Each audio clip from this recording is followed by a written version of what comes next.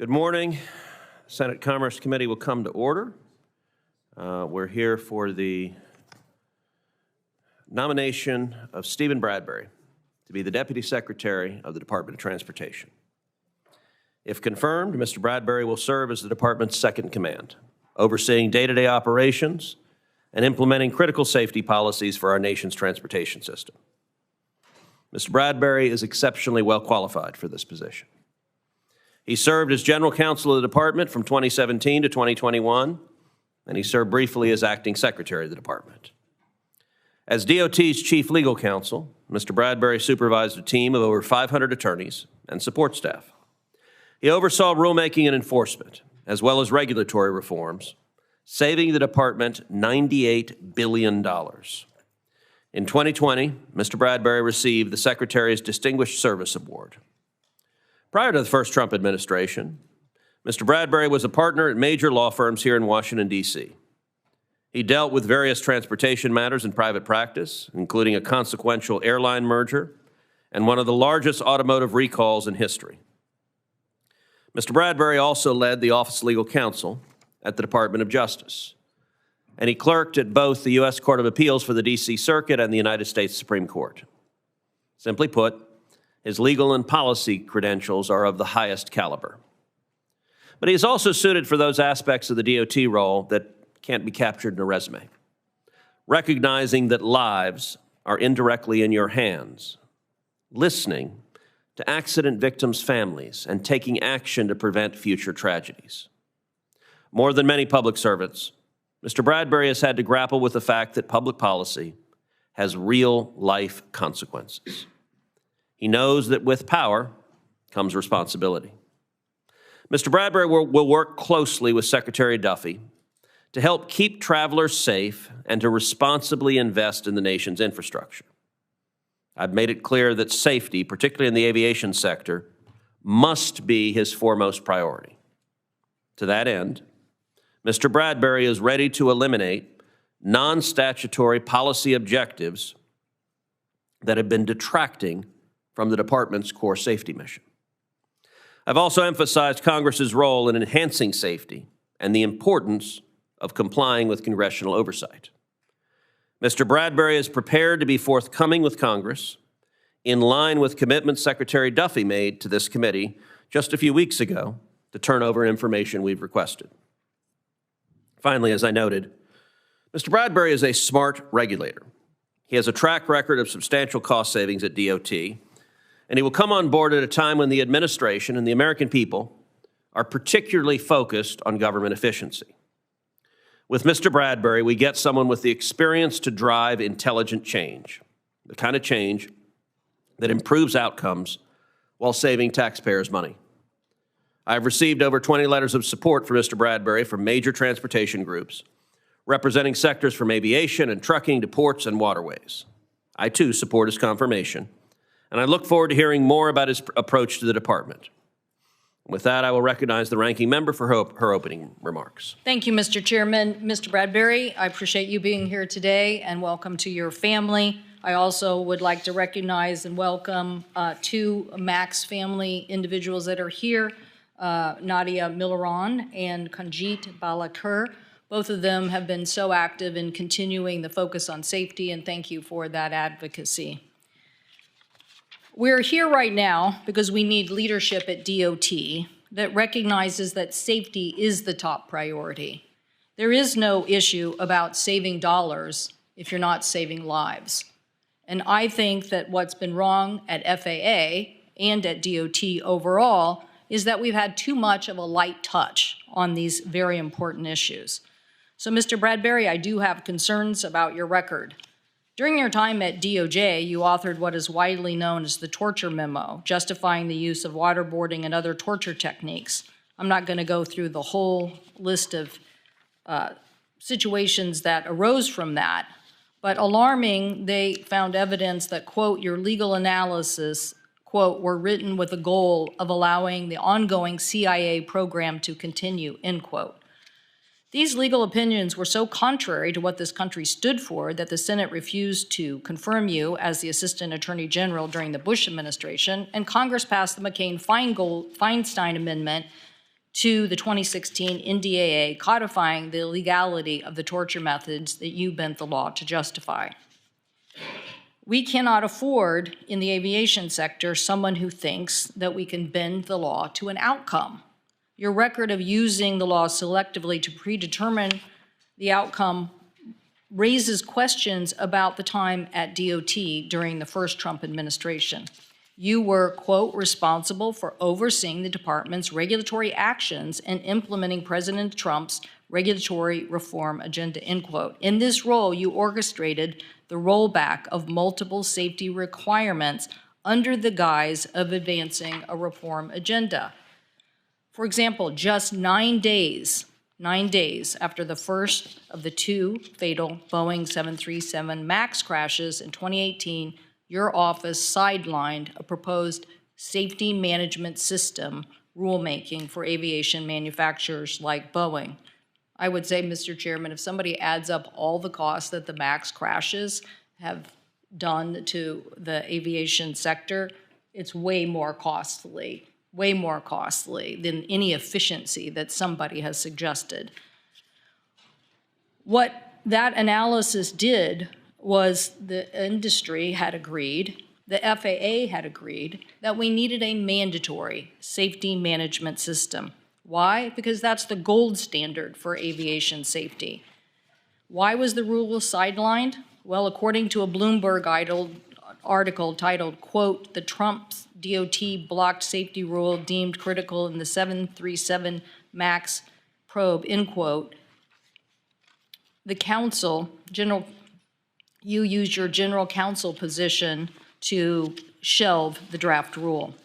A former FAA official who chaired an industry committee on SMS, Tony Fazio, asserted that the Transportation Department under Mr. Bradbury's watch unleashed a restrictive policy that has run amok, undercutting FAA's workers to enhance the safety and sidelining the SMS rule. This is particularly alarming given this committee's focus on safety and the fact that we passed in ANCSA a mandatory SMS rule. But after you sidelined the rule, you next used the authority of the General Counsel Office to impede the committee's investigation into the 737 MAX crashes. As you noted in your testimony today, the General Counsel's Office was involved in, quote, the FAA's response to the 737 MAX disasters, end quote. Well, your involvement, I would say, doesn't show for the better. According to the committee's December 2020 investigative report on the MAX crashes, your office, quote, intentionally withheld relevant information requested by the committee, end quote, and, quote, improperly redacted information in documents hindering the committee's oversight into the investigation, end quote. The report further found evidence that your staff intervened and prevented the FAA from meaningfully engaging with the committee on this investigation. And the report concluded that the FAA and DOT's cooperation with the committee, quote, has bordered on obstruction, end quote. As Chairman Wicker at the time said himself during a committee hearing on June 17, 2020, the only conclusion we could reach based on the record is that, quote, the FAA has deliberately attempted to keep us in the dark, and by that I mean our investigative staff, our committee, and me, end quote. I was here when Senator Wicker made those statements. I consider him a very demure Southern gentleman who sometimes pulls his punches. He didn't pull his punches that day. As I noted at the time, these findings give me serious concerns about your commitment to the transparency that Congress and the American people deserve. The families of the 737 MAX crashes wrote to Chairman Cruz earlier this week to express their concerns. They specifically voiced their concerns about the role in obstructing the investigation. So, Mr. Chairman, I ask unanimous consent to enter their letter into the record. Without objection. From the General Counsel's Office, Mr. Bradbury, you also saw the loosening of fatigue prevention requirements for truck drivers. At the same time, vehicle safety was being called into question, and we saw an increase in fatalities. There are some other issues that I'll bring up, but Mr. Bradbury, we need a leader on safety. We need someone who is going to make it the #1 priority, not modify the rule to suit the industry. Thank you, Mr. Chairman. Thank you. Mr. Bradbury will now recognize you for your opening statement. Thank you. Chairman Cruz, Ranking Member Cantwell, and distinguished members of the committee. It is the highest honor of my life to come before you today as the President's nominee to be the Deputy Secretary of Transportation. I'm profoundly grateful to President Trump for placing his trust in me, and I'm deeply thankful to Secretary Duffy for his confidence and his growing friendship. I also want to thank my family for their love and support. I'm forever grateful for my wife, Hildy, the love of my life, my rock, who's here to support me today, and for our 3 amazing children, each of whom has grown to be an accomplished role model for me. I learned from them. Let me take a moment, too, to remember my mother, Cora Gill Bradbury, the daughter of Cornish and Irish miners from Butte, Montana. She raised me as a single mom in Portland, Oregon, ironing clothes for 75 cents an hour and working nights in a bakery to supplement our Social Security checks. She was the kindest, most selfless person I've ever known, and it was only because of her unfailing support and encouragement that I came to be the first in our family to attend a 4-year university. After graduating from Stanford University and later from the University of Michigan Law School, I was drawn to the practice of law here in the nation's capital. Early on, I had the tremendous fortune of clerking for Judge James Buckley on the U.S. Court of Appeals in D.C. and Justice Clarence Thomas on the Supreme Court, 2 of our greatest jurists and greatest Americans. Though coming from completely opposite backgrounds, both have had a profound influence on my life and career. That career has included more than 20 years of private practice in major law firms in Washington and nearly 10 years of extensive prior service in the executive branch. Back in the mid-2000s, I headed the Office of Legal Counsel at DOJ, advising the President and executive branch officials on compliance with the Constitution and laws of the United States. And during the first Trump administration, I was the Senate-confirmed general counsel of DOT, managing all legal matters and supervising more than 500 attorneys across the department. For the last year and a half of the administration, I performed the duties of deputy secretary, among other things, helping to lead the department's response to COVID. At DOT, safety is paramount, and I have the deepest appreciation for the department's safety mission. That mission is exceptionally important in no small part because the liberty and prosperity of the American people depend on the nation's transportation systems and infrastructure. I believe I know the department well, and I have great affection and respect for the dedicated career staff of DOT. If confirmed as Deputy Secretary, I'll devote myself to helping the Secretary advance safety and efficiency through faithful application of the authorities and resources granted by Congress, in accordance with the Constitution and the policy directions of the President. Of particular importance, in light of the terrible aviation crashes of recent days, I believe I can effectively assist the Secretary as he works with FAA to upgrade our nation's air traffic control operations and improve the effectiveness of safety oversight and enforcement. I also expect to assist in advancing smart regulatory reforms that promote safety and affordability while maintaining competitive markets and the incentives necessary for innovation, as well as in supporting cost-beneficial infrastructure improvements of national importance. In all these endeavors, I would be an advocate for transparency with Congress and the public, and I would stress the importance of maintaining open and candid channels of communication with this committee and all other committees of jurisdiction. I pledge to you that if confirmed, I will bring these values to work with me every day at the Department of Transportation. With the Senate's consent, I'm eager to partner with Secretary Duffy to get to work for the American people. Thank you, Mr. Chairman. Thank you, Mr. Bradbury. Let's start with this. If you are confirmed as Deputy Secretary of Transportation, what legacy would you like to leave in transportation and infrastructure? I'd like the legacy to be that the department had achieved greater efficiency in directing the dollars to the projects of most national importance for the American people. Basically, greatest bang for the buck for the American taxpayer in terms of infrastructure projects. And we need to assess how the department exercises the discretion that Congress has given it with regard to funding programs to ensure that we are focusing our attention on safety and efficiency in those projects. And we need to improve the capacity and expand the capacity of infrastructure in the United States. So those are the things I hope we can achieve over the next 4 years. So this past month has been a harrowing month for air travel. In this past month, there have been fatal aircraft accidents here in Washington, D.C., in Philadelphia, in Alaska, and just yesterday in Arizona. Fortunately, all the passengers and crew survived the crash in Toronto earlier this week.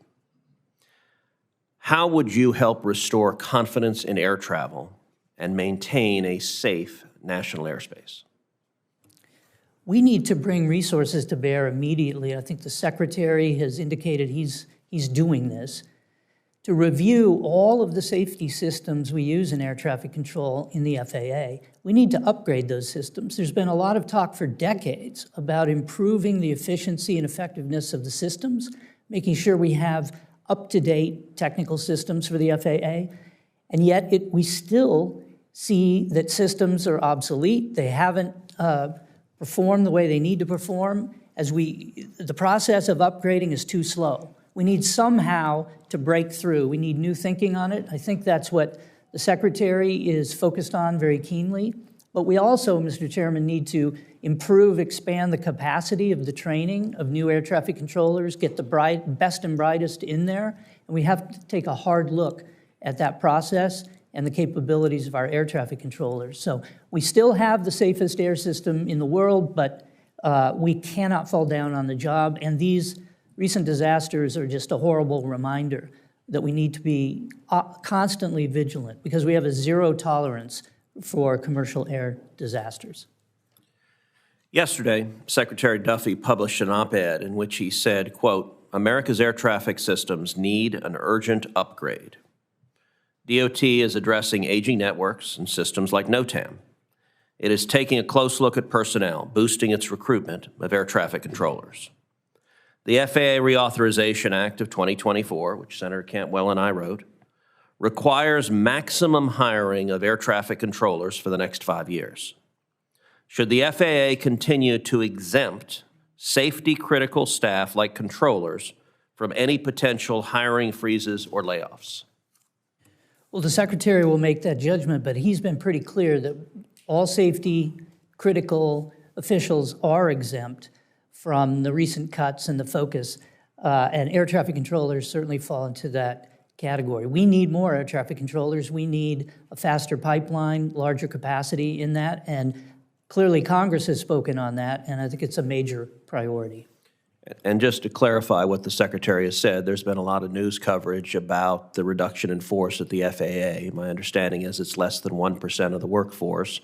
And what Secretary Duffy has said is that no air traffic controllers were included in that and that no safety-critical positions were included in that. Is that your understanding as well?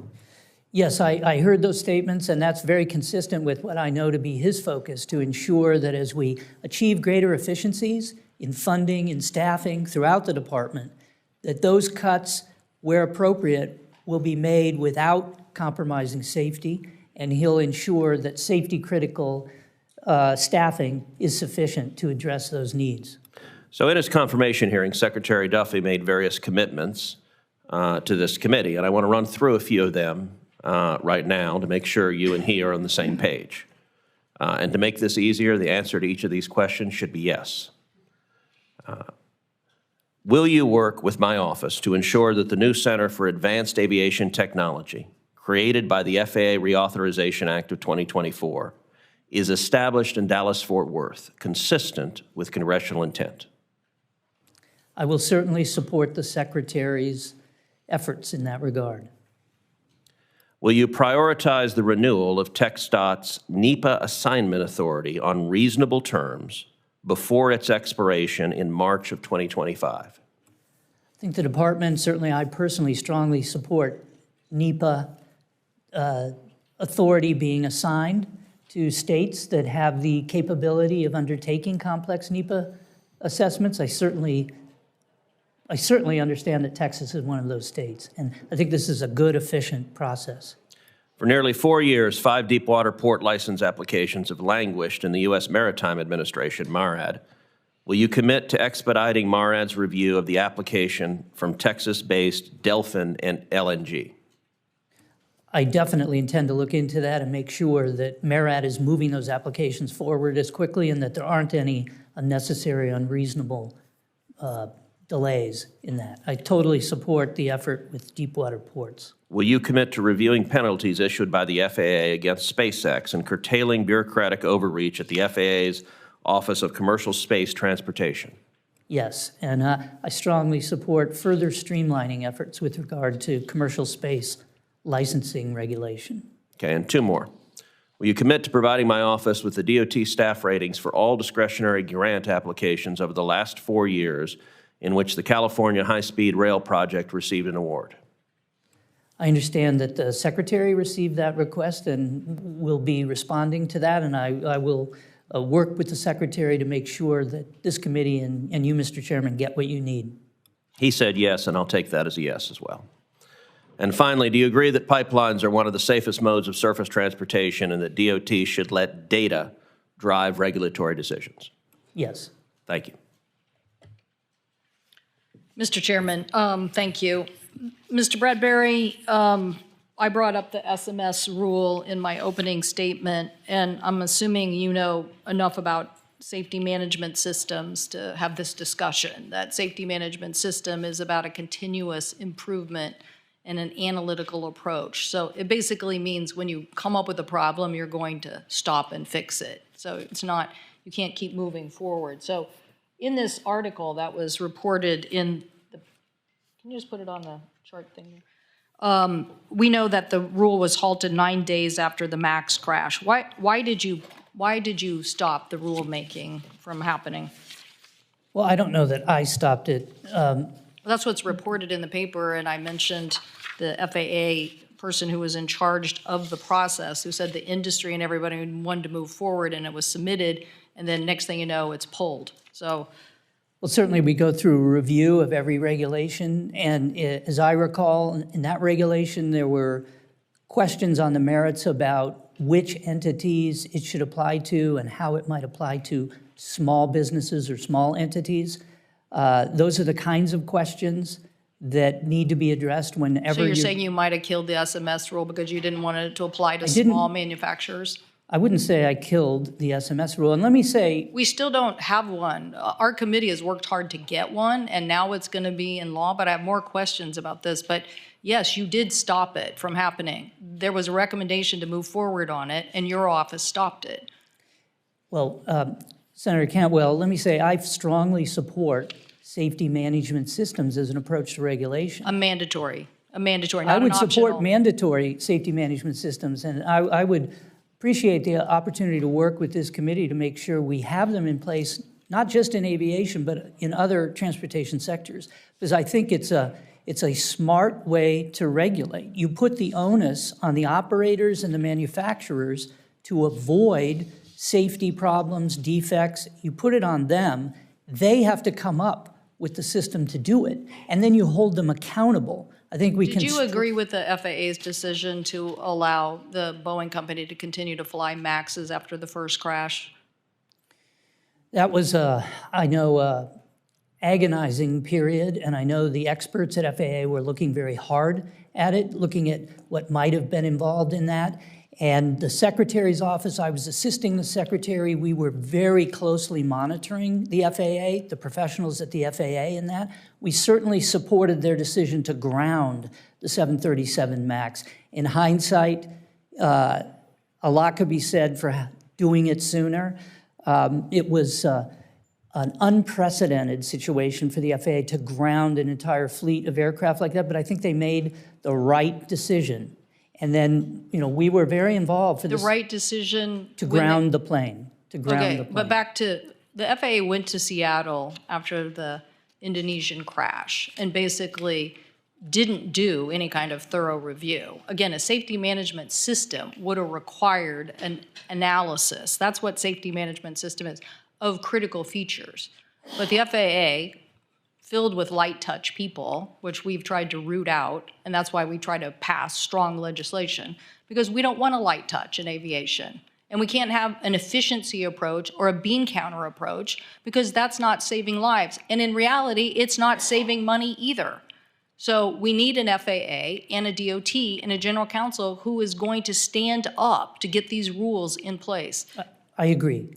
I agree that we need strong safety management systems, as I indicated before, with accountability, with real penalties, and we need to be tougher on Boeing. We need to be tougher on the industry. We need to be tougher on the railroads, as we've seen with the East Palestine disaster.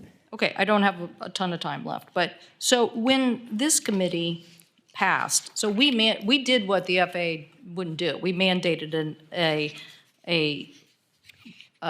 safety management system. That still is now rolling out. But you were still there when we passed that. You could have just popped up the rule and said, let's go. But you didn't. Do you know why? I don't recall the ins and outs, but do you see what I'm saying about that? You had this old rule in your back pocket. We passed it. We said, now do this. You were still there. You could have said, well, let's get going. This is clear. Let's get going. But you didn't. Did you have any thoughts about that? Because I have one more issue I wanted to get to quickly. I never stopped regulatory efforts directed at safety in order to achieve cost savings or meet the president's 2-for-1 requirement on rulemaking. We never stopped safety critical rules for that reason. Okay, here's one that's really bothersome right now, and that is this letter that came out from Eleanor Holmes Norton that now shows this week that ADBS out was routinely turned off by the military. He says in the letter, I have it, I'll enter it in for the record. The question was, due to the sensitive nature of missions supporting the movement of very important personnel in and around the NRC, that the Army Aviation Brigade at Fort Belvedere and Marine Helicopter Squadron will execute 100% of their missions with ADSB off. That was June 8th, 2023. So the military was saying, now the reason this is important is because the Obama administration said, let's have a rule and let's not have these people exempted from the rule. The Trump administration came in and said, no, we're going to write a rule and they are exempted. Oh, but by the way, it's really only in these few instances and these few times. And then we find this letter that basically says it's 100% of the time we're not having that turned on. So you were involved in rulemaking that was different than the prior administration's attempt to try to rein this in. And so, listen, I get it. I've been in the private sector. Guess what? There is bureaucracy in the private sector. Big is a problem. Okay, big is a problem everywhere. But in this instance, what this country needs right now is people that will adhere to safety first. It is the gold standard. It will help us lead in the next generation. But we can't do it if we continue to have people who fall into this, yes, we're going to allow this exemption, we're going to allow this to happen, we're going to do this in the name of efficiency. So I'm sure we'll have more time, Mr. Chairman, but if you have a response that you know of now to this ADBS issue, great. If not, I'll take it for the record. Well, I do think the Secretary will want to work with the Secretary of Defense with regard to military aircraft in civilian airspace in the U.S. to ensure that systems that are needed for safety are used as appropriate. And that's an example of something where there needs to be coordination. Like, just for the record, your thoughts on the former Obama rule and then the rule you proposed exempting them. Thank you, Mr. Chairman. Thank you. And I would note that the ranking member and I think, are both agreed that the military's policy of routinely turning off ADSB on flights in and around Reagan and other airports, even on routine training missions, was completely indefensible and needs to be altered.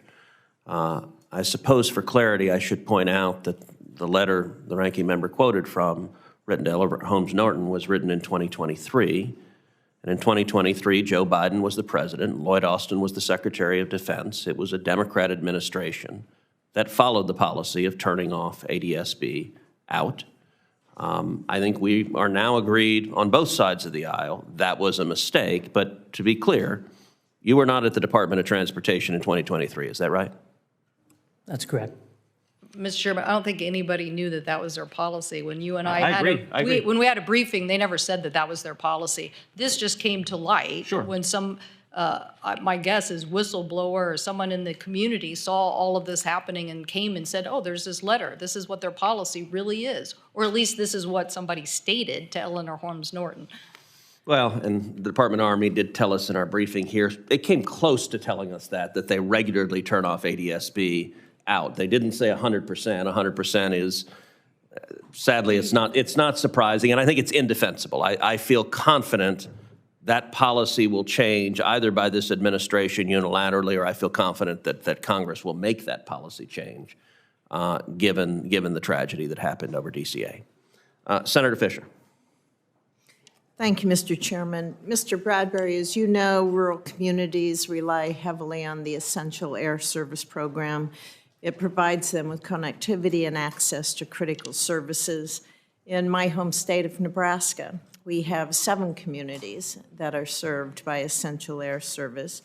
It provides these communities not just with an increased opportunity to connect with the outside world, but it serves to help them attract business, attract visitors, and it drives local economies. Yesterday in our meeting to get to know each other and have a good conversation, thank you for coming, you mentioned looking at potential reforms to the Essential Air Service, and you said including examining the subsidies that airports receive. Are you willing to commit to me and the committee today that you stand with rural America and ensure that our airports are able to maintain essential air service that meets those needs? Yes, Senator. I appreciated our chance to meet together. Thank you very much for being available to meet with me. I appreciated that. The Secretary, I think, in his hearing made it very clear he's a strong supporter of Essential Air Service, and I certainly know how important it is to small and medium communities across the country, and clearly it has very strong support in Congress. And whatever proposals may have been made to reconsider that or phase it out, I don't think that's realistic, and I don't expect to be pushing for anything approaching sunsetting or eliminating Essential Air Service.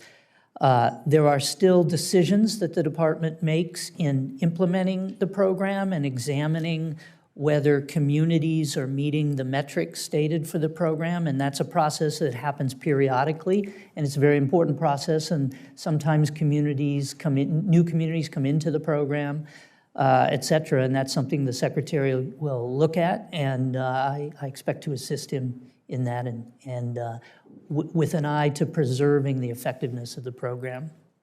Thank you. I also appreciated the opportunity yesterday to show you my frustration with FHWA. They seem to be struggling to provide any kind of clear, consistent guidance across their division offices. And as I stated yesterday, I've heard from state departments of transportation that there is a lack of that consistent guidance from USDOT regarding the requirements needed for states, such as to justify building back better after a disaster. If confirmed, how will you work across the Federal Highway Administration to ensure that division offices are consistent, that they are clear in their guidance to our state DOTs? Well, thank you, Senator. It really requires strong leadership from the head of FHWA and the secretary out to those field offices. Consistency is critical, but also making clear that the states have a strong role in deciding the use of the funds that come into them from the Highway Trust Fund. But we need a focus on safety, efficiency, capacity, and resilience of our infrastructure, and not to be distracted by other goals, policy goals that may not be necessary and that may divert from those central important goals of safety and efficiency. So I think that consistency is critical, and working closely with the state and the state DOTs is absolutely essential. I hope we can work together on that. It's extremely important, and we can certainly see cost savings when things are more streamlined and made available to the states so they can get those projects out there and get them going. On rail service, Americans, they want safe and reliable rail service. With Amtrak, that's not always been fiscally responsible, I believe, nor have they been cooperative with their state rail partners who are operating profitable rail service across the network. I have some legislation on that, the Amtrak Transparency Act. It would require them to have open board meetings to state partners and requires disclosure of executive bonuses. I'm sure you recall the articles that came out about those bonuses several months ago, totally indefensible that they were given. As the DOT Deputy Secretary, how will you address concerns over Amtrak's fiscal responsibility and ensure that they work well with their state rail partners? Well, thank you. I appreciate those goals and definitely would look forward to working with you and this committee on any legislation that would address that. But with regard to the current situation with Amtrak, there's so much additional funding that has been provided to Amtrak. There's so much money in the system. We really need to take a careful look and ensure that it's being used efficiently and effectively.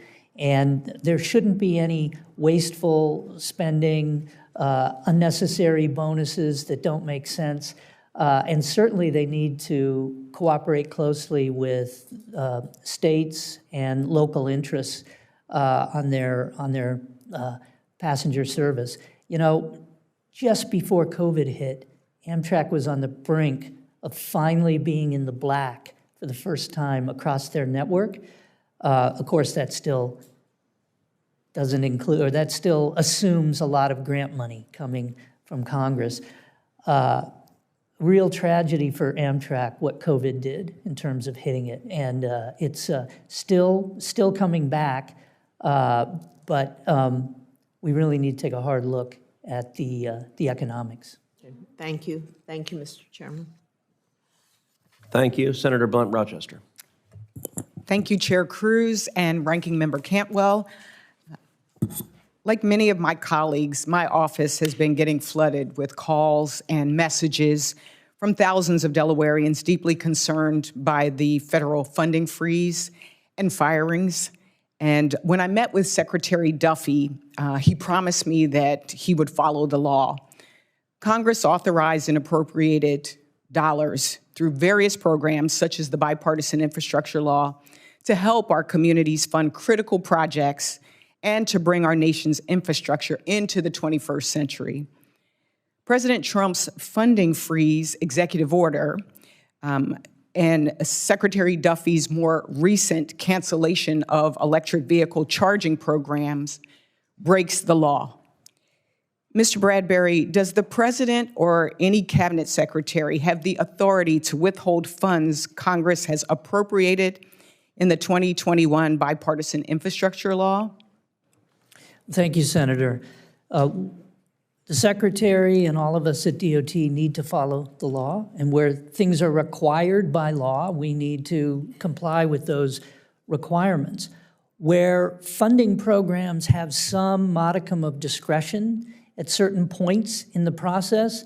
I do believe it is very fair for the President and the Secretary to take a hard look at how that discretion has been exercised, what decisions have been made, whether that's consistent with the legislative purpose, whether it makes good sense or is wasteful, and various things may follow from that.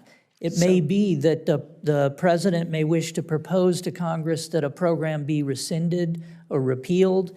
It may be that the program— Which makes sense. The President can propose that. That's and right. Your answer is no, they can't break that law.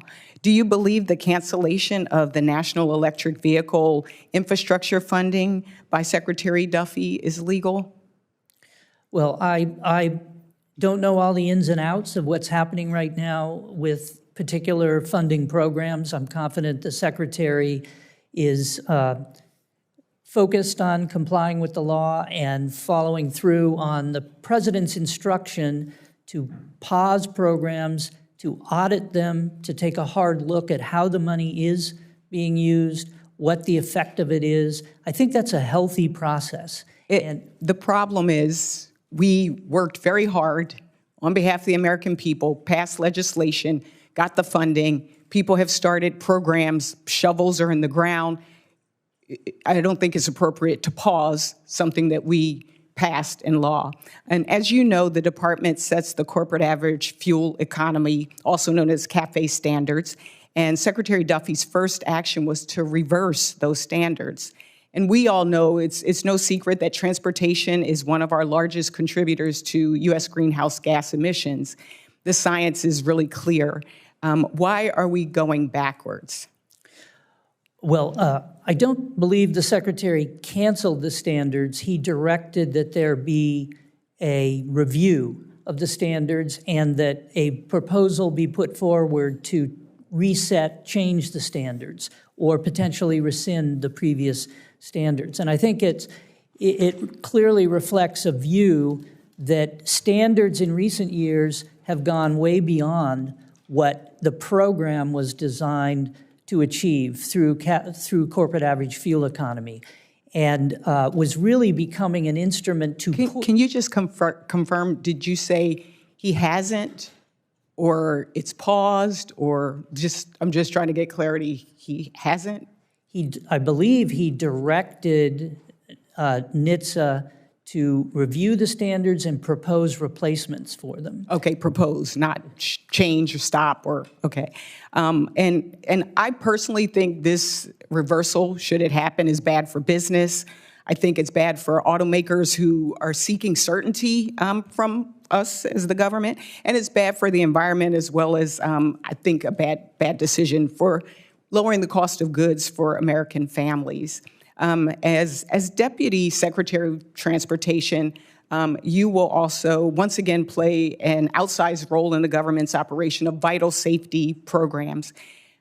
There are numerous public reports detailing your role in obstructing the Boeing 737 MAX investigation conducted by this committee. Senator Cantwell shared very clearly some of those concerns. We believe that the safety of our families should be a nonpartisan issue.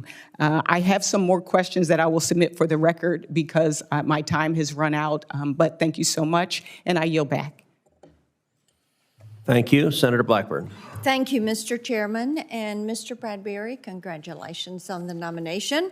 We look forward to moving you out of this committee, getting you confirmed, and getting you to work, because there is a lot that needs to be done. I appreciated our visit. I did want to talk with you for just a moment about banning federal procurement of Chinese drones, and that's legislation that I've had. It's been signed into law.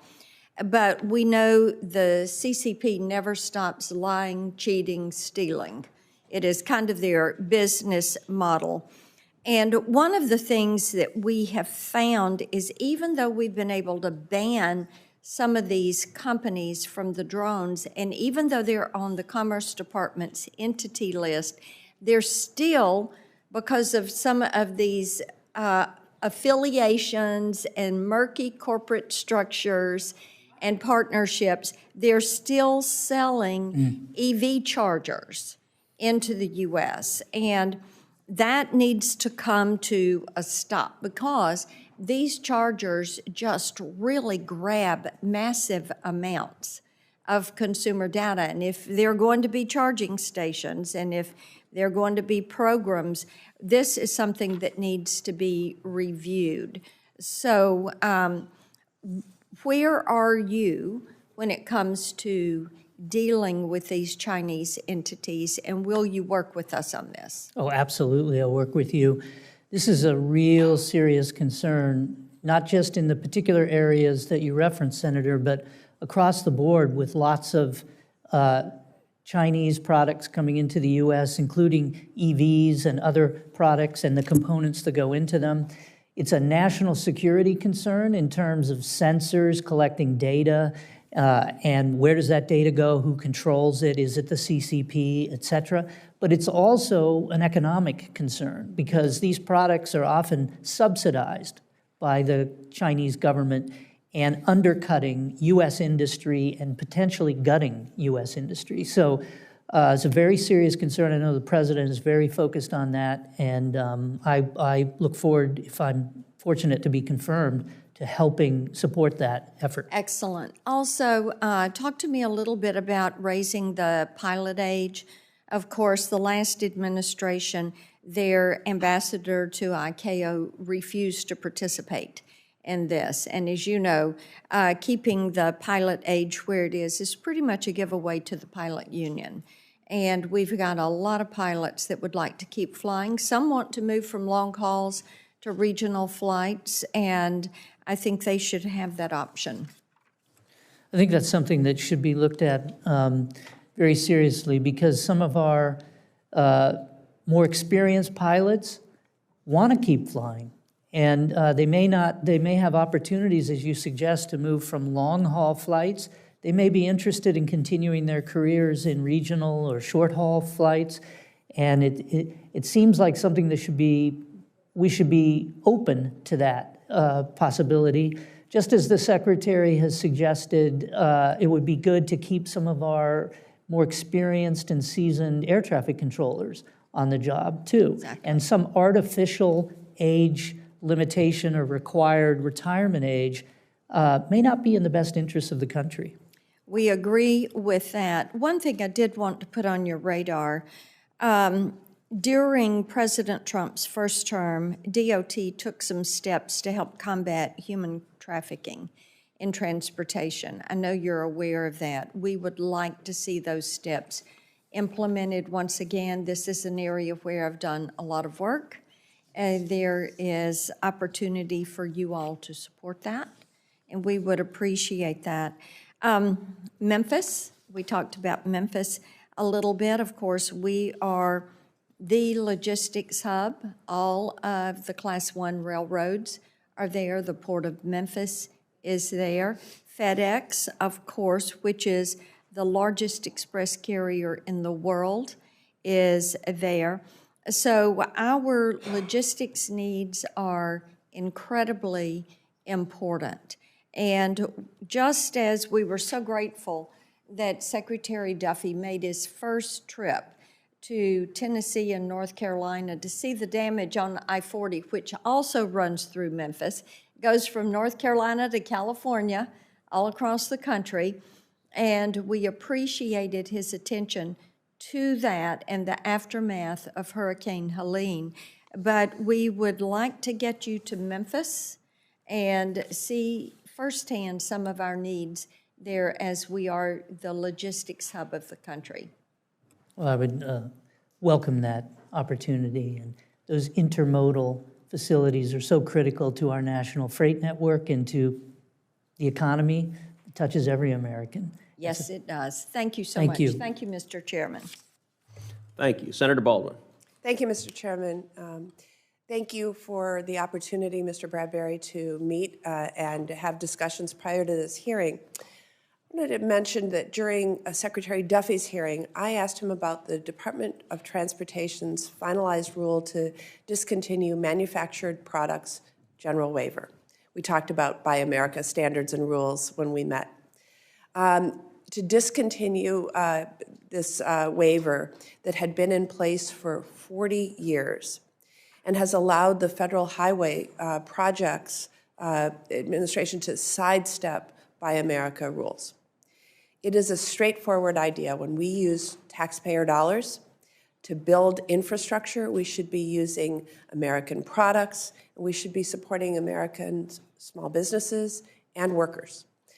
So I asked Secretary Duffy for his commitment on following through on this Buy America rule, and I want to ask the same of you. Are you committed to implementing this final rule as written? Oh, yes, I am. And I think the president will have a strong emphasis on Buy America, as will the secretary. We did in the previous administration, and I would expect that to be even redoubled. With this rule change, we now include engineered products in the Buy America requirements. And we need to be candid, that's going to present some challenges.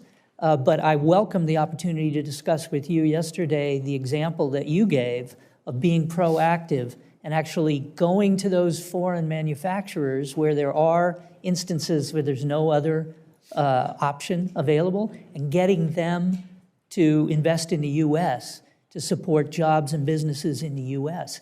And that's exactly what the Buy America requirement is designed to achieve. We have to work very, very hard at it, but I think we're going to be committed, and we're not going to be granting waivers left and right. That's very important to hear, and it is about job creation here in the United States, bringing jobs that we've lost back and keeping many here. On the topic of safety, I want to reference something that the ranking member noted in her opening comments. I'm concerned about that record at the Department of Transportation when you were last there. In 2019, our committee opened an investigation into the crashes of the two Boeing 737 MAX aircrafts that killed 346 people.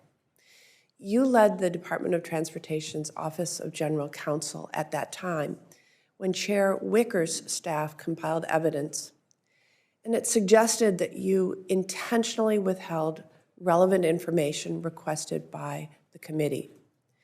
And I'm quoting from the report, and improperly redacted information in produced documents, hindering the committee's oversight investigation.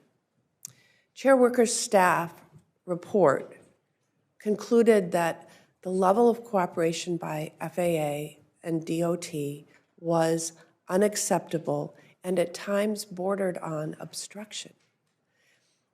This is cited in a Republican report.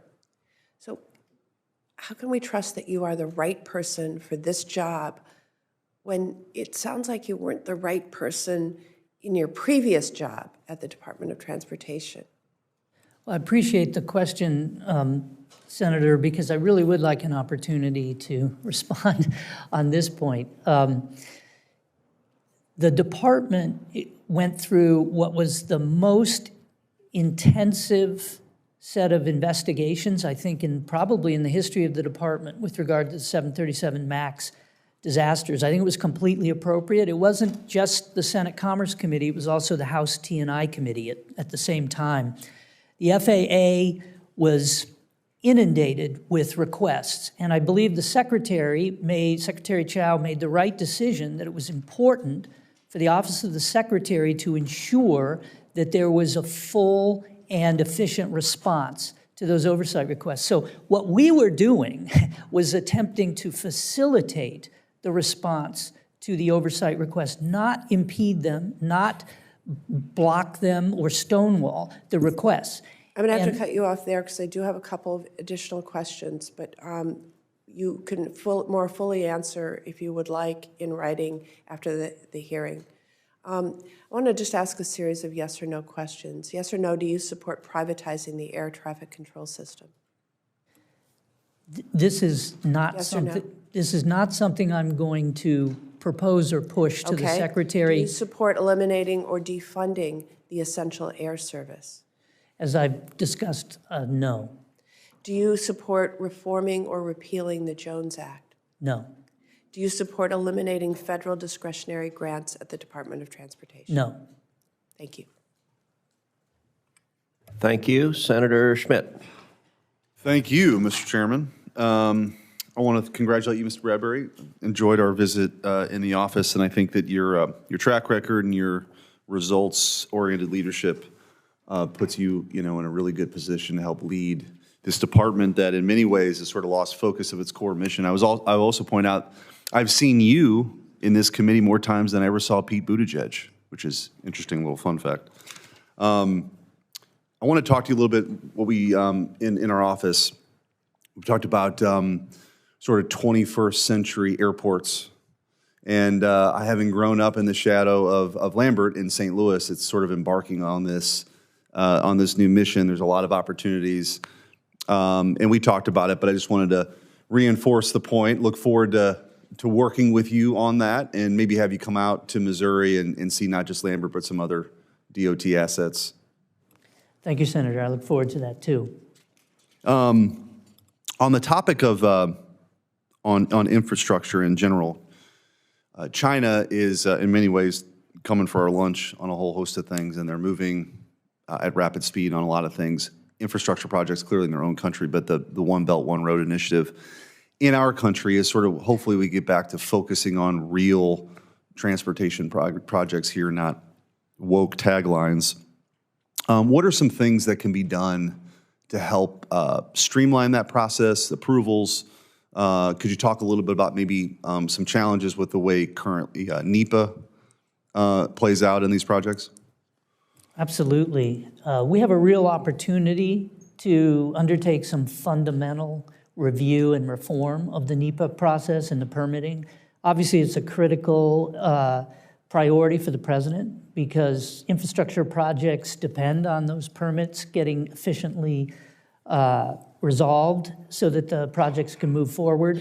The president has issued an order to ensure that that happens. I think there's going to be a complete review of the regulations across the executive branch. Each department and agency with an important stake in infrastructure projects will be redoing their NEPA regulations. And I look forward to working with CEQ, Council of Environmental Quality at the White House, and all the other departments and agencies in a cross-government effort to streamline NEPA, and there's a lot that can be done to streamline it and focus the review on the types of issues that I think Congress intended when it conceived of NEPA. It should not hold up projects for years. Well, in the interim, between your time previously and now, a couple of significant court cases have been handed down. EPA versus West Virginia, the major questions doctrine, then of course, the Loper-Bright case where the Chevron deference was overturned, thankfully. Could you just talk a little bit about how you see the interaction between the department and the legislature changing a little bit, or kind of what you foresee with the shifting tides here? Oh, absolutely. With the Loper-Bright decision, it's very clear we can't creatively interpret statutes to expand our authority into new areas. That's discretion that resides with Congress in terms of changing, expanding the law and the jurisdiction of agencies. And I think the courts are going to be stricter now in interpreting statutes to ensure we stay in our proper bounds. And the major questions doctrine, very important. And I think that implicates some of the things that DOT has been doing in recent years.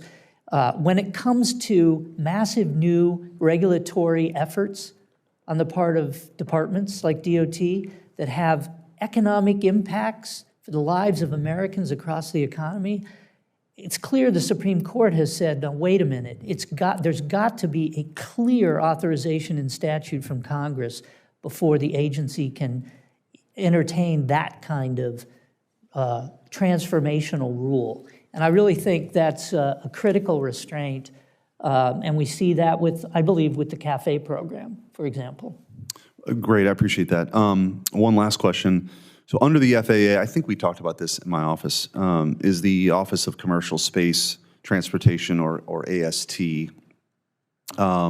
which is responsible for licensing and regulating all commercial rocket launch and reentry activities. AST is a mess, a total mess right now. Would you work with me on helping try to streamline that and cut out some of the, I think, the bureaucracy and get things right with AST? You know, absolutely. You know, we did work hard to streamline the commercial space launch regulations last time, but it's clear as the cadence of launches increases, we need to do much more. We need to streamline it further. It's an important function, but we need it to be much more efficient. Thank you. Congratulations. Thank you, Mr. Thank President. you. Or, thank you, Mr. Chairman. Thank you. I'll take the promotion. Senator Hickenlooper. Thank you, Mr. Chair. And Mr. Bradbury, thank you very much. I grew up reading the science fiction writer Ray Bradbury, and obviously Butte's a long way away from his domain. But I've met, you're the third Bradbury I've met. I've always, it's an unusual name. Anyway, I appreciate your journey through Stanford, Michigan, and all your service, both in the legal field and in government. I want to talk a little bit about impaired and distracted driving. Obviously, it's a big issue. 13,000 people died in alcohol-impaired accidents last year nationwide. In Colorado, it's 1 out of every 3 highway deaths is connected to some form of impairment. And we have a standard for impairment with alcohol, but we don't have any standards yet for people driving while high with marijuana, THC.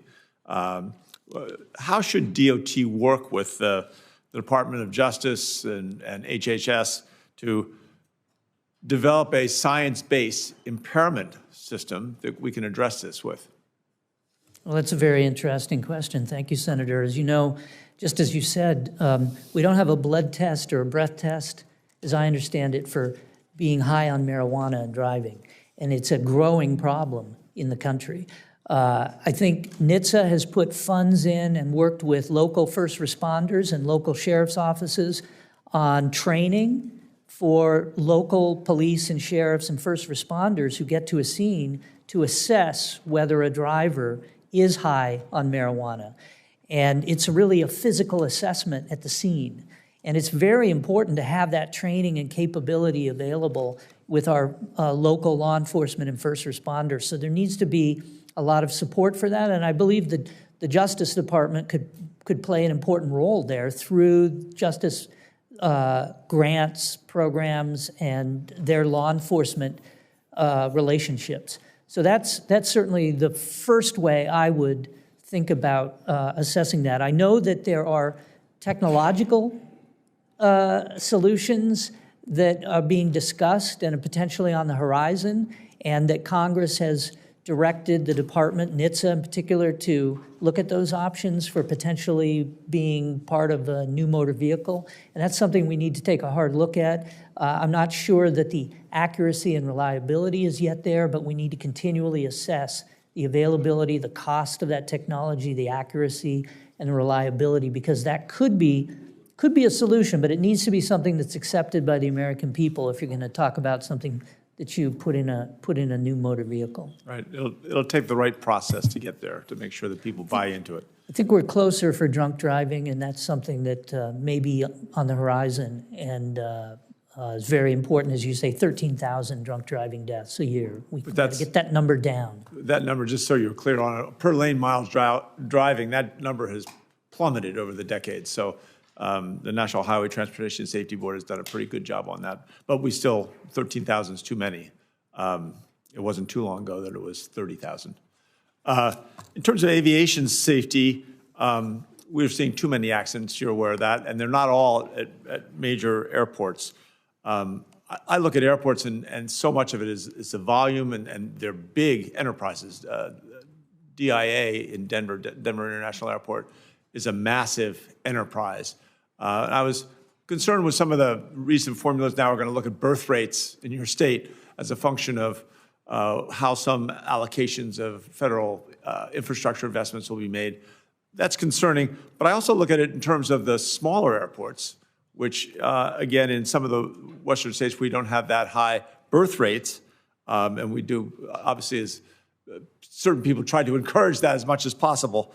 But we've always pursued efficiency when we look at government spending and our workforce and try to target clear goals on things like public safety. And I think In terms of our small airports, what's your sense in being able to make sure that we have the staff and the staff with the proper experience to be able to address this at a time when we're facing cutbacks? And I worry that those are in many cases, are viewed as the people that are most expendable. Is there some commitment you can give us to make sure we preserve and if anything, expand that skill base within our workforce? I'm sorry, Senator, you're talking about staffing at airports, airport authorities staffing? Through the FAA. So the Air Force authorities are more autonomous, but to a certain extent, the infrastructure in those small airports is coming, in most cases, it's a blend of federal dollars and local dollars. That's right. That's right. The grants that FAA administers for new terminals, new runways, et cetera, expansions at airports, a very sizable grant program that is administered by FAA. And certainly we need the staff at FAA to administer the program effectively. And I think as we look at achieving greater efficiencies, doing more with less at the Department of Transportation, it's incumbent on the Secretary, and I will help him in this regard, to ensure that those cuts are done in a way that preserves our capability. We have the adequate staff to administer the programs that by law we need to administer. And those are important ones. I appreciate that, and making sure we have the adequate staff, I think, is the key word there. I yield back to Mr. Chair. Thank you. Senator Moran. Chairman, thank you. Mr. Bradbury, welcome to committee. Nice to see you again. I think that some of the things that, at least one of the things I will ask you has been asked, but I have to do it and hear it from you as well. This is not that topic, but we were clearly involved, this committee, in the FAA reauthorization. We made significant attempts in the FAA's aviation rulemaking role to improve the ability for the FAA to timely provide answers and provide technical standards to enable new innovation in aviation. I come from the air capital of the world, where we manufacture many of the planes that are flown today, general aviation and commercial, and the challenges we face in keeping up with technology and safety are significant, and in part, the challenges are attributed to the need for an additional level of workforce at the department for purposes of completing the tasks, but also having a workforce that has the necessary technical and experience capabilities. You need an experienced workforce so that we can, again, provide safe and highly technical advice and approvals at FAA. What would you tell me to make me feel comfort? In large part, I'm asking you how you will implement the FAA reauthorization bill. Well, thank you, Senator. And I really appreciate what Congress has done with FAA reauthorization and the support for the aviation system, the safety of the system, but also the technical upgrades that are needed. And that's a major focus I know for the Secretary. We're looking at it in terms of air traffic control, but as you suggest, it implicates all aspects of aviation industry. And it's critical for FAA and Department of Transportation as a whole to stay up to pace with developments in technology. And I think that's a new sort of attitude and approach that's being brought to bear right now by the President and the Secretary across the board. We need the latest tools, we need the latest data and data analytics and computer capabilities. I think that is what the Secretary is bringing to bear and looking at the systems and ensuring that they are up to speed, improved, et cetera. And we need the people at FAA and in the department who are capable and knowledgeable about that. So I mean, it's a big emphasis. Thank you. I appreciate that. I mean, the promulgations of rules, the policy and guidance has to be timely and accurate, appropriate, and that requires a highly educated, trained workforce, as well as a mindset and leadership that recognizes its importance. This is the question that I think you've been asked before, because this is a very rural committee, but essential air service is a hugely significant component. Kansas has 5 airports that utilize essential air service. We are one of the most prolific essential air service states in the country. And I know that you've written about this, but I think you've indicated in your testimony that you will be supportive of Essential Air Service, and I want to ask that question. Do you support Essential Air Service program, and if confirmed, will you support it in your role as the Deputy Secretary? I will, Senator. The President and Secretary have made very clear firm support for Central Air Service. It's clear that the Congress as a whole and this committee strongly support it. And I don't know that I've personally written on Essential Air Service. I know some of the theoretical arguments for and against, and the fact that it was originally intended to be temporary. It's obviously important, and Congress has made the judgment that it's here, and we need to support it. So I'm definitely on board with that. I appreciate that answer, and I'm sorry that I suggested you wrote about something that you may not have written about. Again, I don't know whether this has been asked this morning, but we are still in recovery in Kansas and across the country with the disaster, the tragic accident that occurred at Reagan several weeks ago now. I have an agreement with the FAA, the Secretary, that the operations in regard to the Army helicopters at Reagan will remain paused during the NTSB investigation, and that we would be notified if there was a plan to change that feature. Does that comport with what you know? I should feel comfortable in believing that still to be the case today. I'm not up to speed on that. I mean, I don't know, but I'm sure the Secretary will follow through on his commitment to you, and I certainly would support that. It seemed to me that was a horrible accident that was entirely avoidable, and just a terrible tragedy. And I think I've got 19 seconds, but I'll yield back to the chairman. Thank you. Thank you, Senator. Senator Kim. Thank you. Thank you for coming before us. I guess I just wanted to start by talking about, a massive priority in New Jersey. I mean, one of the largest construction infrastructure projects in the nation is occurring right now between New Jersey and New York, called the Gateway Project.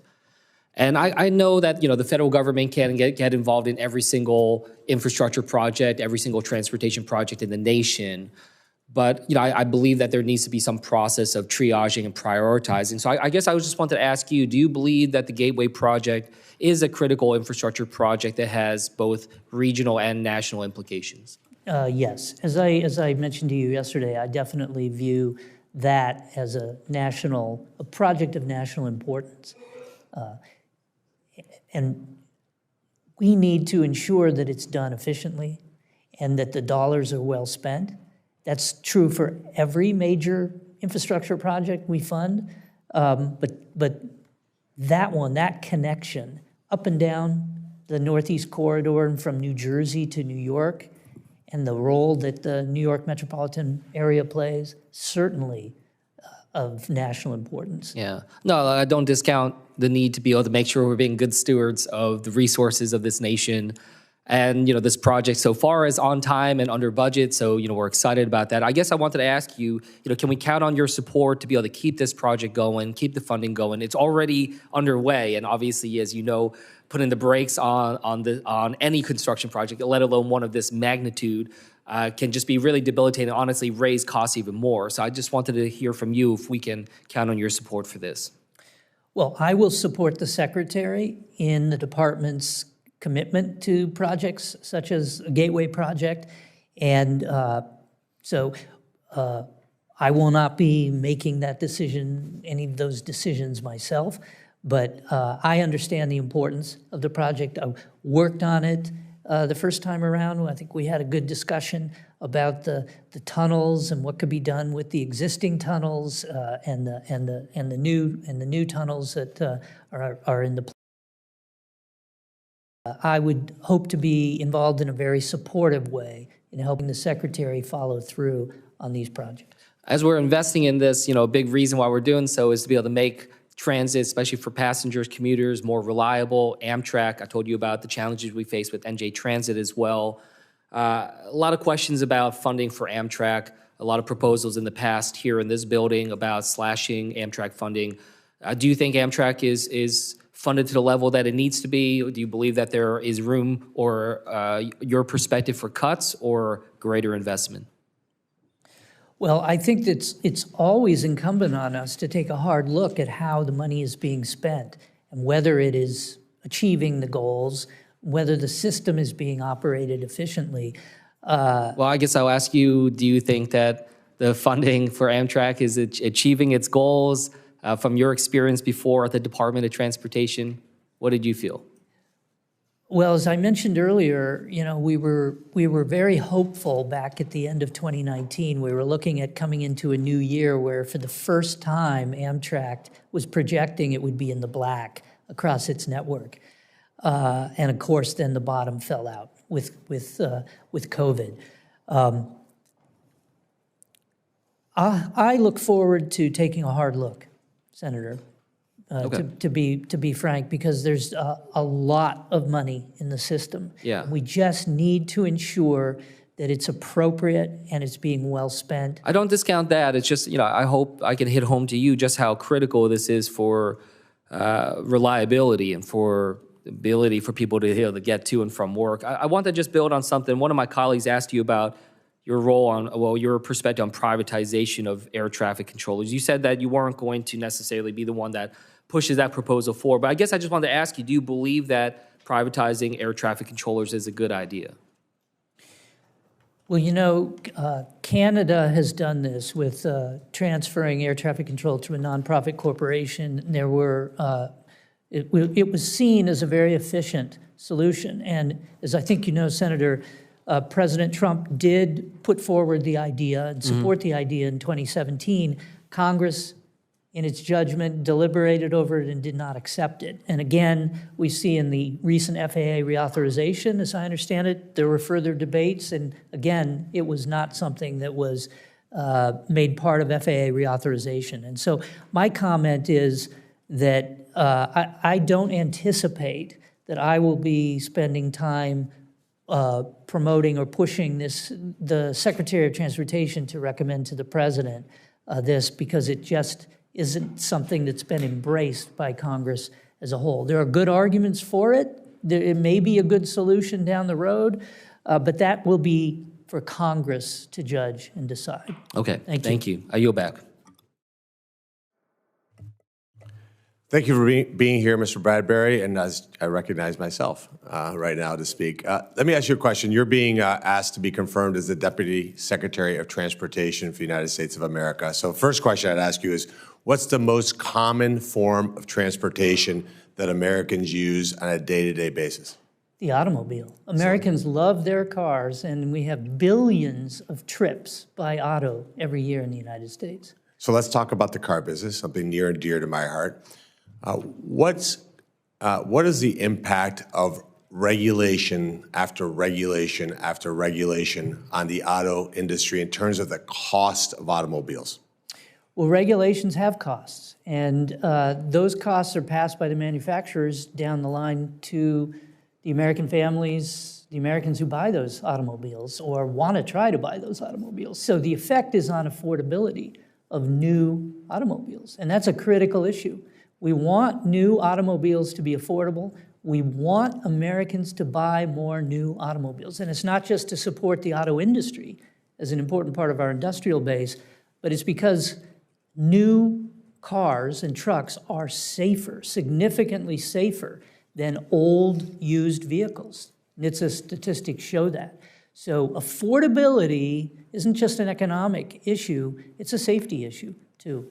Well, thank you for that. And if you look at the constitutional role of the federal government, would you agree that it's uniquely the role of the federal government to regulate interstate commerce? Yes, the Constitution gives that to Congress. So meaning that I think what the founders had in mind is not give any individual state the ability to do something different that would impede interstate commerce. So the idea that, hey, we're a united country and we should have standards that when they cross state lines, that you have one federal standard. Is that fair to say? Is that what you think they had in mind? Yes, and I think that's what they have in mind for the CAFE program, for example, the fuel economy standards. One of the things we emphasized in the first Trump administration was the goal of having one federal standard for fuel economy in the United States. I believe that's what Congress decided on, and it's important that we have that consistency. You cannot really build different fleets of vehicles for different states in the United States. That's not an efficient way for an auto manufacturer to function. Because again, it adds cost to the car and it adds cost to the government because the government has to look at these waivers. So in your mind, when you have California that's had a carve out for 51 years, the ability to set a different set of emission standards, has that made the auto industry healthier or less healthy? Well, I do think, as you indicated, it has imposed costs that are passed along to car buyers all over the country, in every region of the country. Now, when Congress first conceived of this exception for California, it was because of the terrible smog experienced in the LA basin primarily. New vehicles have gotten much cleaner in terms of those smog-causing pollutants. So I think there's a real question whether it still makes sense. But when you start talking about the climate regulations, the greenhouse gas restrictions and carbon dioxide restrictions that California's put on automobiles, inevitably that affects the fleet across the country, and it affects the affordability and costs that American families are forced to pay for new motor vehicles in every region of the country. So it's fair to say that the people I represent in the state of Ohio are paying more money for the automobiles that they buy because of rules by out-of-control bureaucrats in California. That is fair to say, yes. And interestingly, because I think we'll go back to the Constitution, I think what the Constitution had in mind is they didn't want to have crazy state people making decisions for the rest of the country. And when you have California, which is saying, hey, by 2030, you can't basically have 2/3 of the cars have to be electric, and by 2035, all of them have to be electric, actually move that forward. It seems like those are guidelines that Greta Thunberg thinks is a good idea, but I don't think automotive engineers would think it's a good idea. I'll ask you this, Mr. Bradbury, straight up. I think senators think they're pretty powerful people. I think politicians think they're pretty powerful people. Do you think politicians can bend the laws of physics? No, I don't, nor the laws of economics.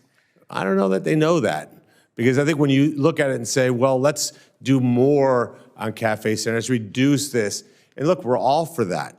I don't think there's anything special about California or Californians that they should have better air than Ohioans. I just think that we have to be realistic about what's technologically possible.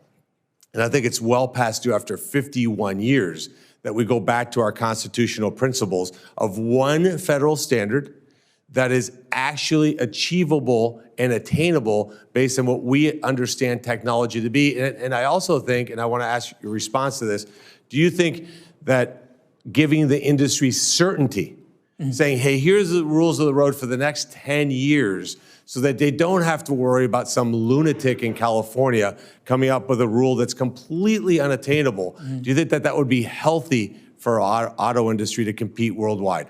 Oh, absolutely, and I think that's what Congress intended. And unfortunately, in recent years, we've seen dramatic swings in the regulatory landscape. And you hear from automakers all the time that that's the last thing they want to see is those swings.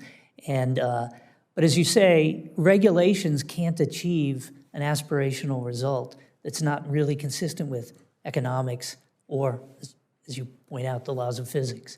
So I think we need one reasonable federal standard, and I really believe that's what Congress intended, particularly for the fuel economy program. Well, thank you for your testimony. Look forward to working with you once you're confirmed. Thank you, Senator Moran. Now recognize Senator Lujan. Thank you, Mr. Chairman. Mr. Bradbury, thank you for being with us today. I'm going to start with some yes or no questions, and I'd appreciate it if you could just keep them to simple yes or no's, if at all possible. Will you follow the law? Yes, Senator. Yes or no, Mr. Bradbury, is improving safety on our roadways a priority for you? Yes. Yes or no, do you believe that technology plays a role in making cars safer? Absolutely, yes. Yes or no, do you support the utilization of technology in cars to reduce collisions like radar and LiDAR?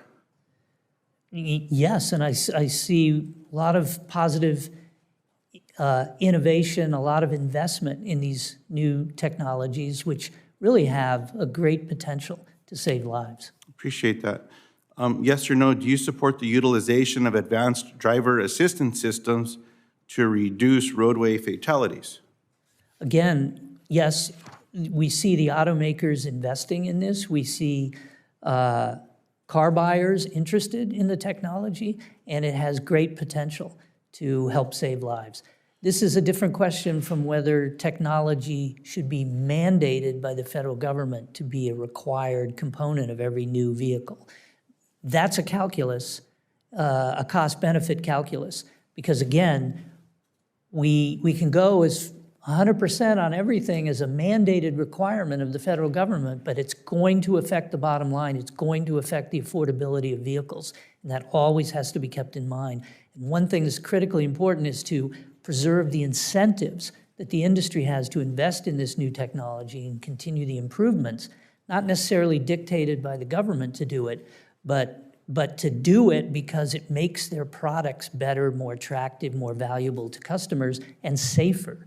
And safety has got to be the objective, but affordability is an unavoidable component of that. Which is more important? It's safety is always, of course, more important. I appreciate that. You answered the question. But if people are not buying... I'm almost out of time, Mr. Bradbury. I appreciate you saying that because safety matters. People die on the roads. Too many people die. In the early 1990s, I was hit head-on by a drunk driver. Thank God I'm here. But there's 10,000 people a year who are not. That's right. You know them, we know them, my colleagues know them. And 40 to 41,000 fatalities on America's highways every year. That number is persistent, and we need to drive it down. Sadly, it is. I appreciate you saying that. Do you support autonomous vehicles? Oh, I'm very excited about autonomous vehicles. Would you mandate this technology in autonomous vehicles?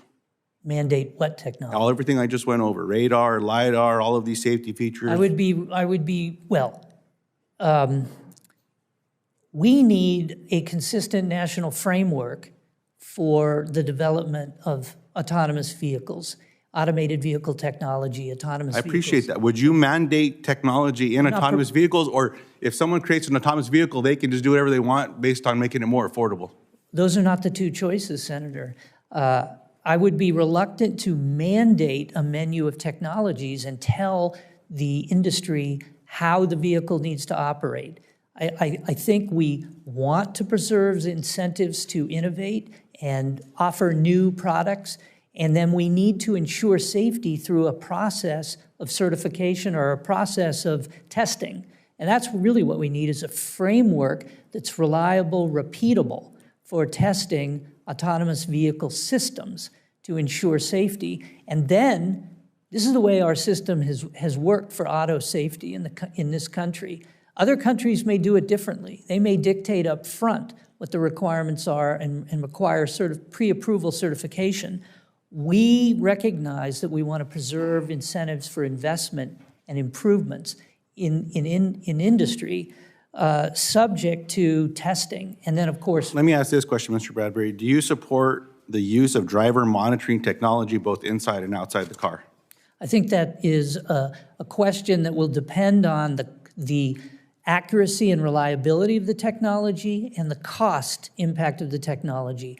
And as I indicated, I look forward to, and I know this is a subject of great importance to you, in particular and to many members, I look forward to working with you and members to understand better the capabilities of the technology, and I look forward to talking with the folks at NHTSA as they've collected comments and input in connection with their, it really was an advance notice, a proposed rulemaking. Mr. Bradbury, you on your own submitted some comments to the record in this case, and you said that, quote, if NHTSA were to mandate installation of technologies that could at any point take over control of a vehicle on the road, all Americans' freedom to use their cars and trucks would be conditioned on the operation of that technology and could be snatched away.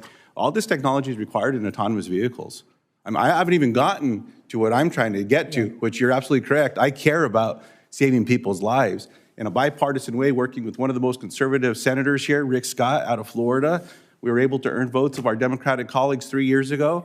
under the Biden administration, under Pete Buttigieg, they dropped the ball. They didn't finish the rulemaking. I asked Senator or Secretary Duffy about this.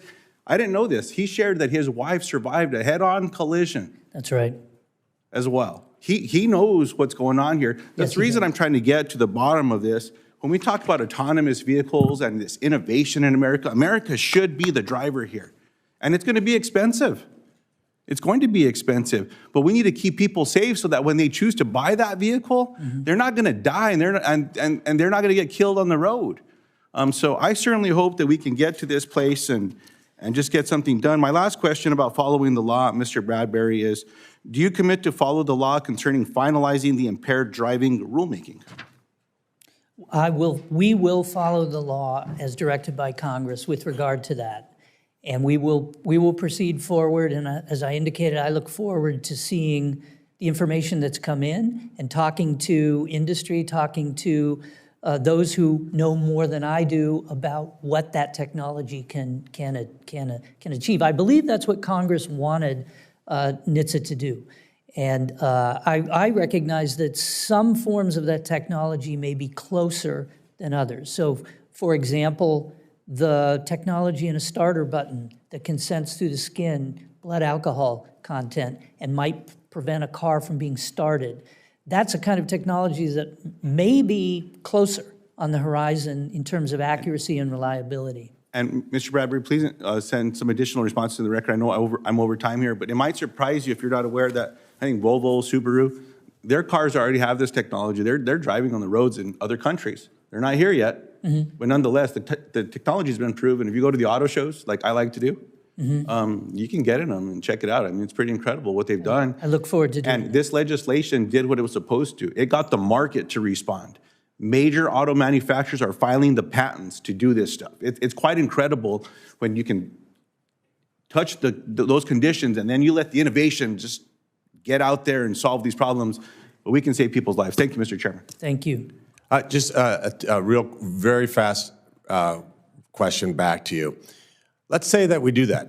Mandate everything. Look, as a former car dealer, let's load up the car with every option possible. The price of cars has gone from $40,000 to over $50,000. People will buy less cars, not because they don't want the technology, they can't afford it. What's better?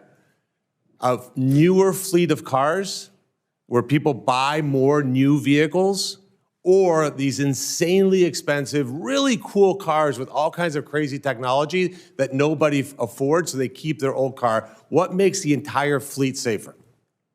I think as you put your finger on it, you know, the average age of the automobile in the U.S. fleet is approaching 13 years. This is a serious national problem. We have older and older, we have cars that are 25 and 30 years old on the road that have gone through 4, 5, 6 different owners. These are far less safe in a highway crash than newer vehicles. So affordability is a critical component of safety. It also is a critical component of economic happiness and quality of life for Americans. We should want Americans to buy more new vehicles, and that really should be a goal. So that's why I say it has to be a balance. Mr. Chairman, I'm not asking for the cars to fly. I just don't want people to die. That's all that I'm saying. I think we can find common ground here. We're asking them to be insanely expensive and unaffordable, and people will keep their cars. I recognize Senator Peters. Thank you, Mr. Chairman. Mr. Bradbury, good to see you. Congratulations again on your nomination, and thank you for spending some time in my office going in depth on a variety of questions. Mr. Bradbury, one of the key responsibilities of the Department of Transportation through the National Highway Traffic Safety Administration, as you well know, is to thoroughly and transparently investigate and hold accountable auto companies when their vehicles are operating in an unsafe manner on our roads. This is especially true for autonomous vehicle technology when that is in play.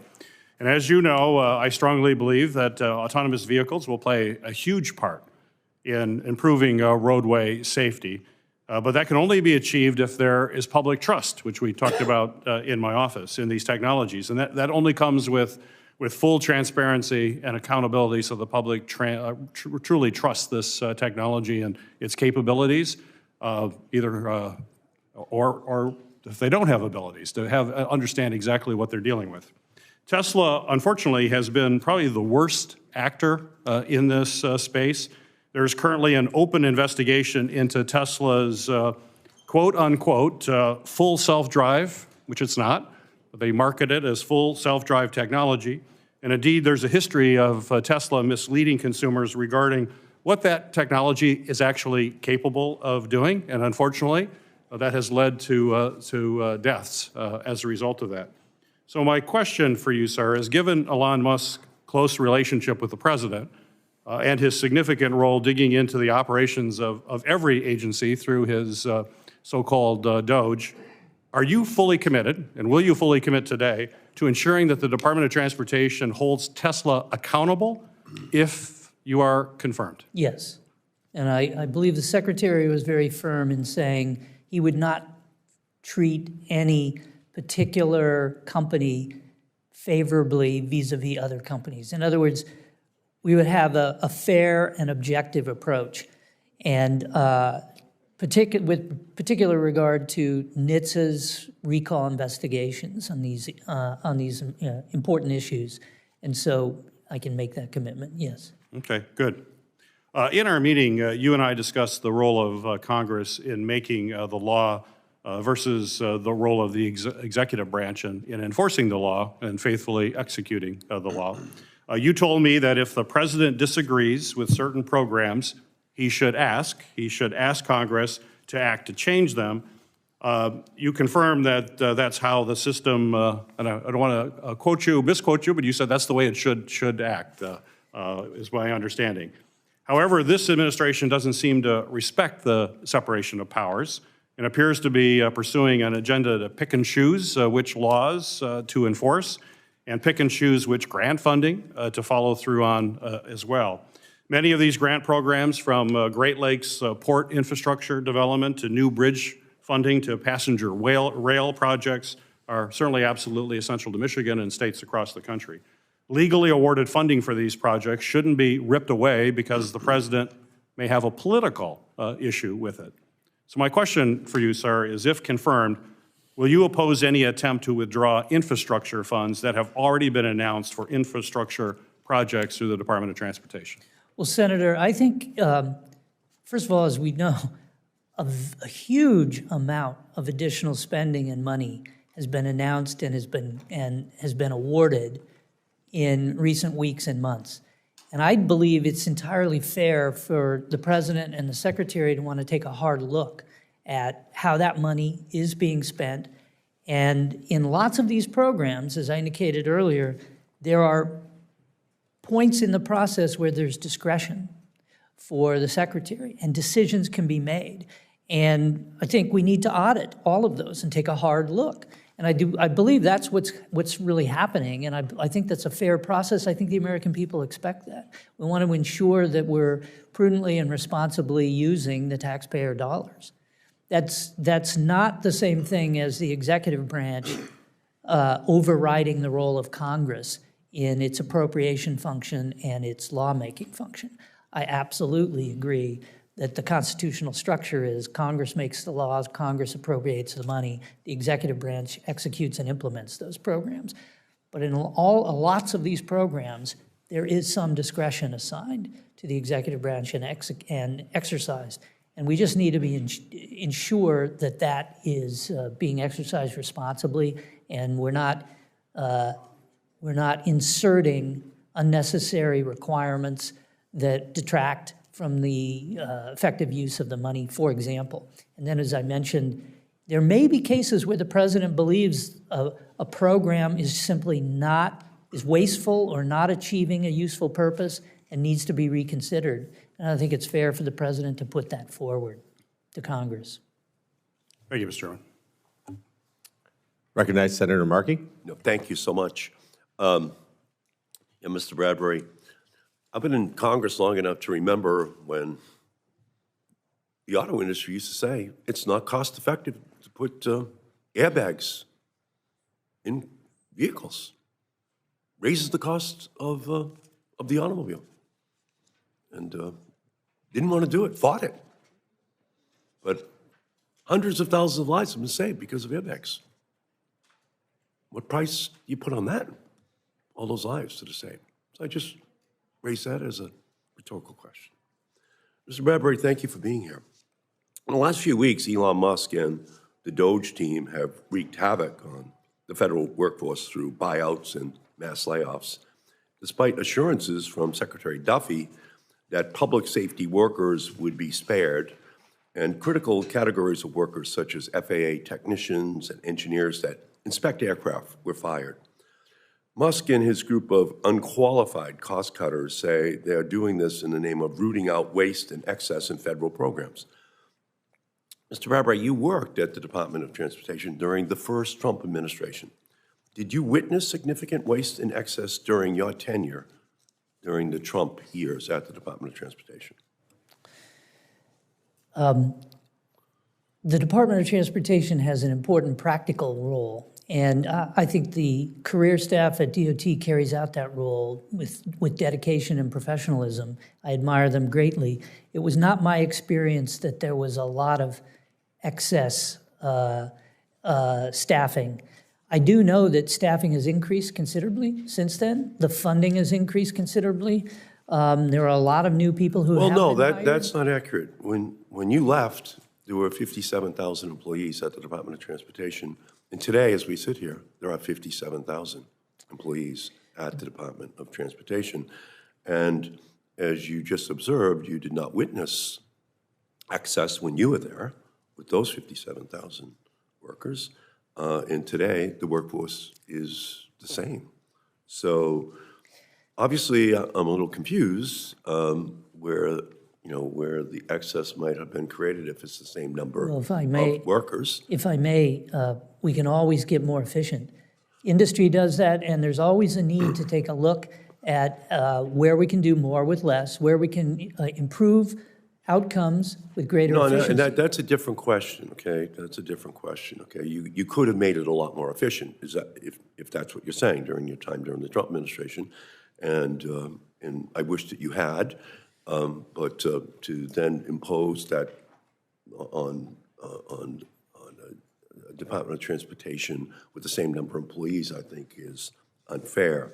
So this is, without question, going to be a difficult subject area, but the burden of proof to prove that there's excess is clearly on the administration, not just an assertion of it, given the fact that there was plenty of opportunity for 4 years for it to be rooted out in the previous administration.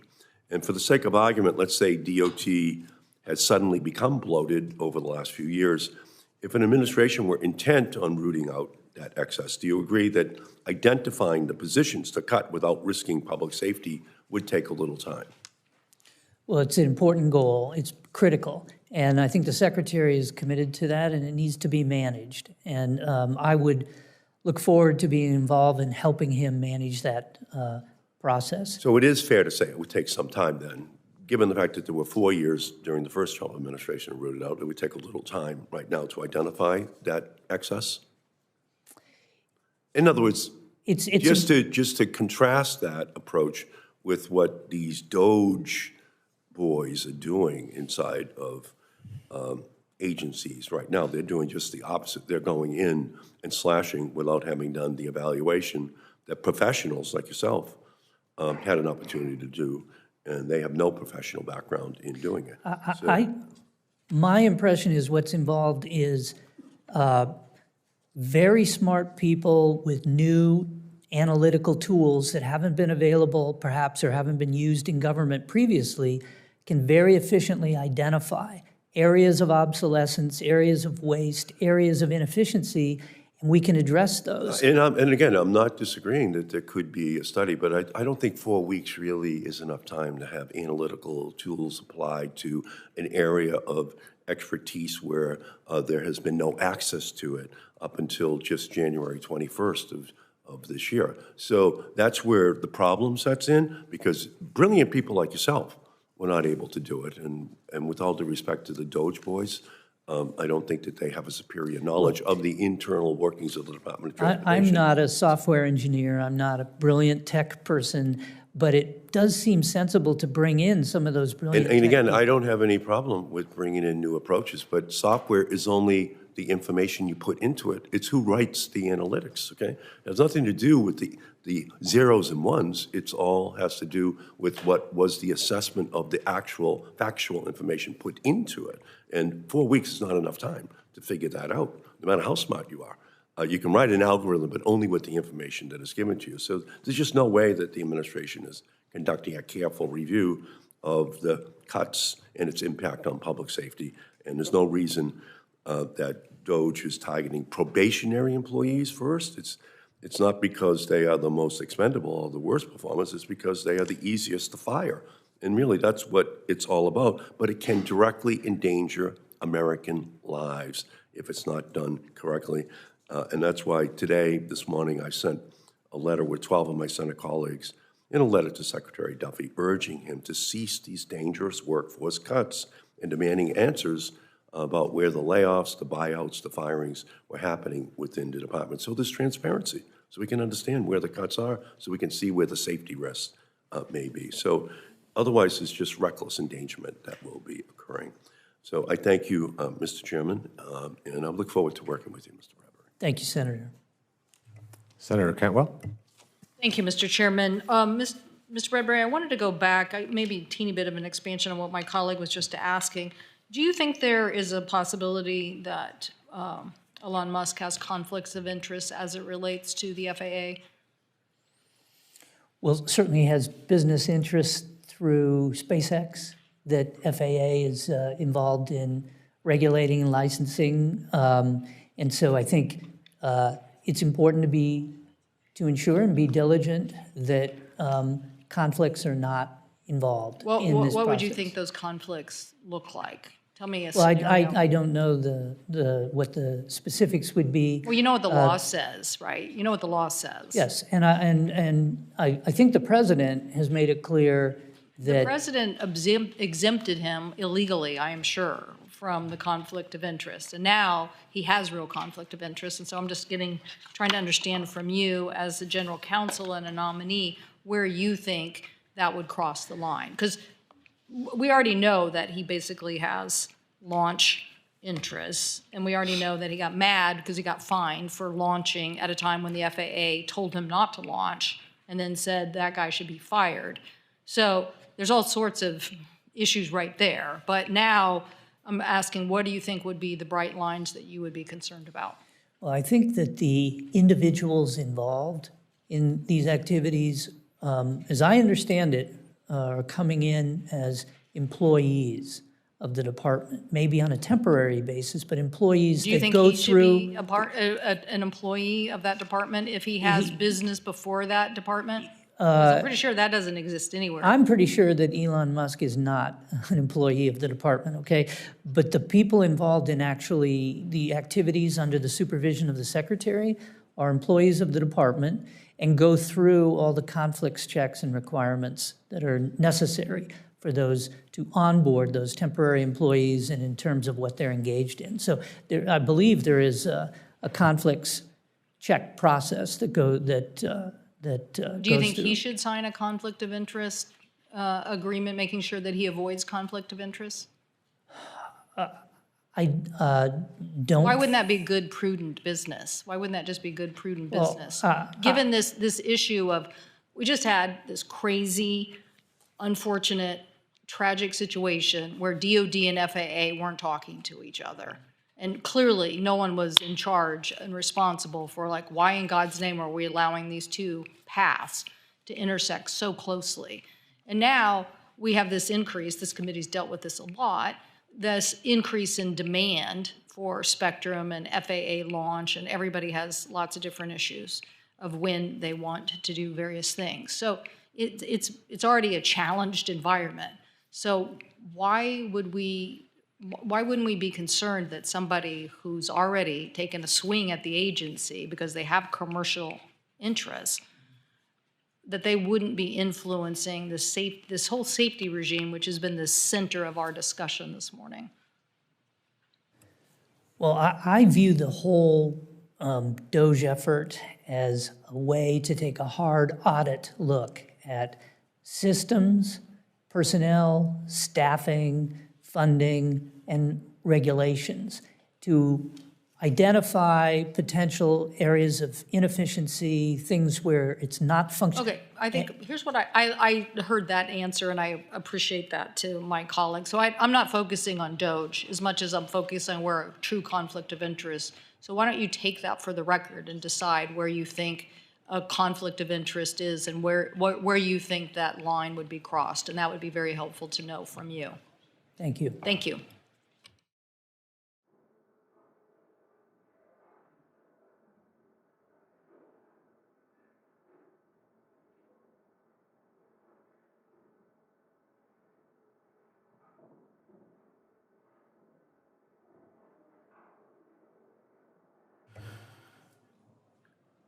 Thank you, Mr. Bradbury. My final question is required of all nominees. If confirmed, do you pledge to work collaboratively with this committee to provide thorough and timely responses to the committee's requests and to appear before the committee when requested? Yes. Thank you. I have 23 letters of support from various organizations for Mr. Bradbury's nomination to be Deputy Secretary of Transportation. I ask unanimous consent that they be inserted in the hearing record without objection, so ordered. Senators will have until the close of business on Friday, February 21st, to submit questions for the record. The nominee will have until the close of business on Monday, February 24th, to respond to those questions. That concludes today's hearing. The committee stands adjourned.